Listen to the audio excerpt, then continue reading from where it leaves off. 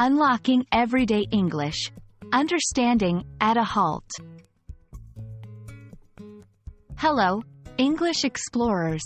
Today we're going to dive into a phrase that you might have heard but could be wondering about. At a halt. It's one of those English expressions that pop up in various contexts. So, if you're ready to expand your English vocabulary and sound like a native, keep watching as we break it down for you. At a halt is a phrase that is used to describe a situation where movement or progress has stopped. Think of it like hitting the pause button on a video.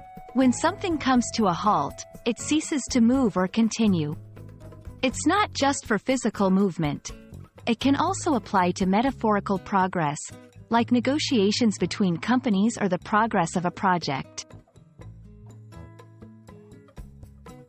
You can use this phrase in both formal and informal settings. For instance, traffic reports. The highway traffic is at a halt due to an accident.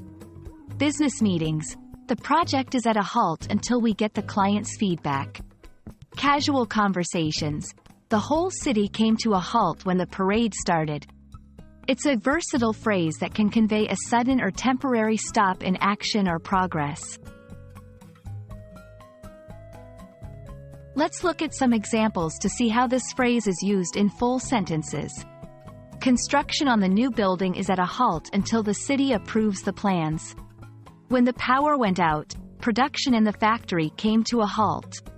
The negotiations were going well, but now they're at a halt over financial disagreements.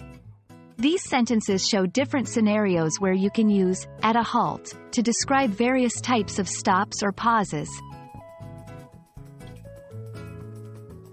Sometimes, you might hear variations like come to a halt, bring to a halt, or grind to a halt.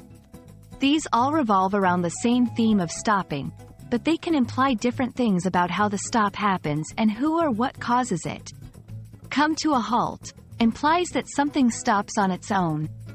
Bring to a halt indicates that an external force or action causes the stop. Grind to a halt, often used to describe a slow or gradual stop, sometimes with difficulty or resistance. There you have it. You now know how to use the phrase, at a halt. It's a small addition to your vocabulary that can make a big difference in how you express stoppage or interruption. Try it out in your next English conversation, and you'll see just how handy it can be. Thanks for watching, and we hope this video has brought your English learning to anything but a halt. Keep moving forward, and see you in our next video.